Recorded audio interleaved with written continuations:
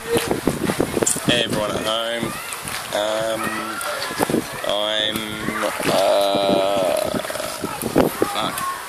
Belize. I'm in Belize. I landed in Belize probably about 2 days ago, and I went straight into Belize City because I landed mid-afternoon. So I spent a day in Belize City the next day, and then I went out to which is one of the little islands up north, and realised that the accommodation that I was paying in the shit part of Belize City was the same price and as it was on the islands, and they had a Wi-Fi on the islands. So packed my shit up first thing this morning and made my way out to San Pedro, which is on another key. An hour and a half, 2 hours boat taxi. I think it was like 20 or 25 bucks for the boat taxi, and got the same price accommodation here. Got the Caribbean just behind me. You can see the beach, and it's much more laid back here. I'm not worried about getting mugged or anything like that, or looking at anyone the wrong way.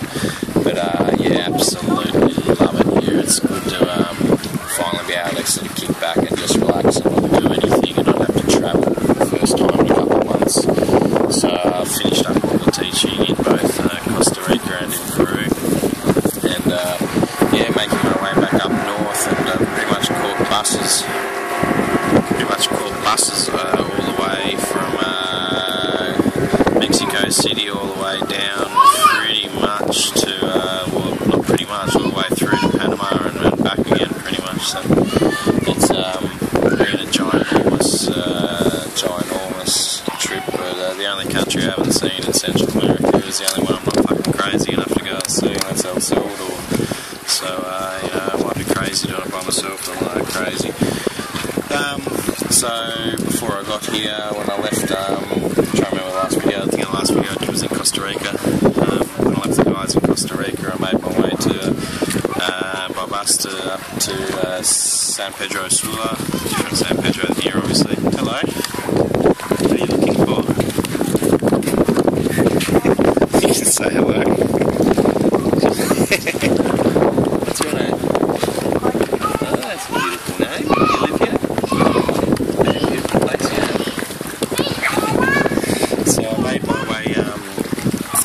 To San Pedro Sula in Nicaragua, which was terrifying, and from there I made my way north again up into Honduras.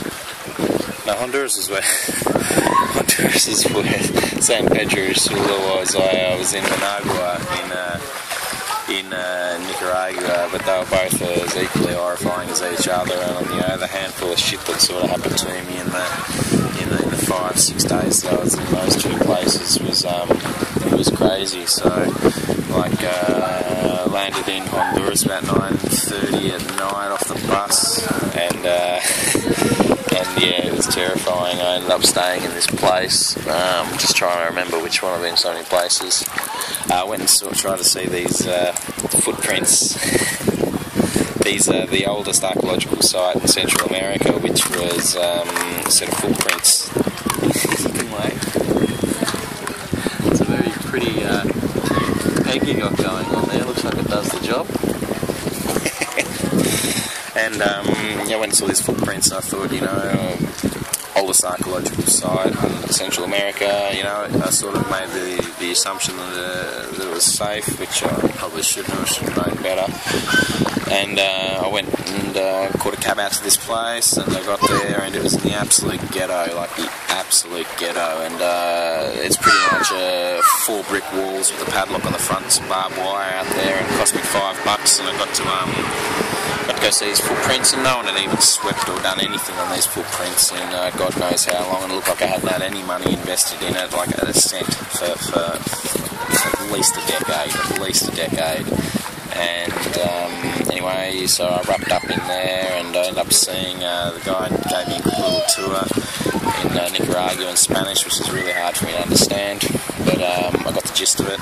And he capped it up by showing me these, what do you want to call them, this pottery that was about 2,000 years old, that had been excavated, and it was in a fucking IKEA cabinet outside, and absolutely full of all these relics in there, and then they didn't all fit in there, so there was a 2,000-year-old broken piece of pottery on the ground next to it because it didn't fit in the cabinet. So I mean, someone's got to do something about this. This is absolutely crazy. And then I got on to Honduras, and in Honduras, I had a guy wanted to cut my arm off to sell my tattoo, and told his mate to go get his machete, and then he was sort of asking me what I'd do, and I sort of said, look mate, there's not much I can do. If you're going to do it, you're going to do it, but it wouldn't be the first time I had a fucking machete pulled on me, so if you're going to do it, make it quick.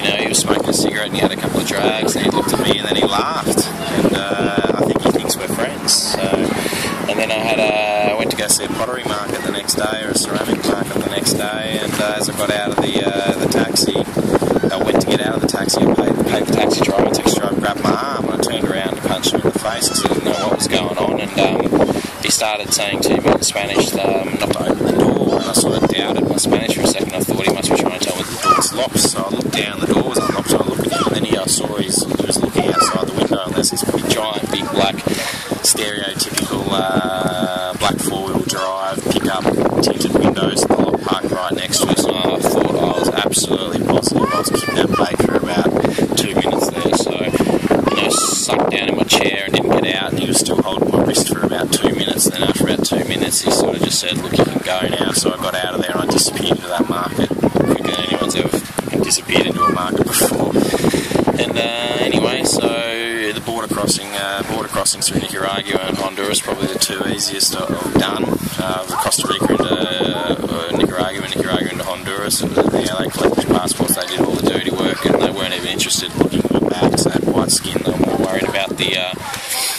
worried about the Costa Ricans and the Guatemalans, more specifically the Guatemalans than anything else. But yeah, I'm here now, and I'm really excited just to be spending a couple of days here, and looking forward to being able to chill out in LA a bit before I sort of pick up my job again and start all over again. So I miss everybody at home, and miss all my friends and family. Whenever I'm homesick, I just listen to a bit of Cold Chisel and it's all better, but I really was looking forward to getting home. So alright guys, I'll catch you later.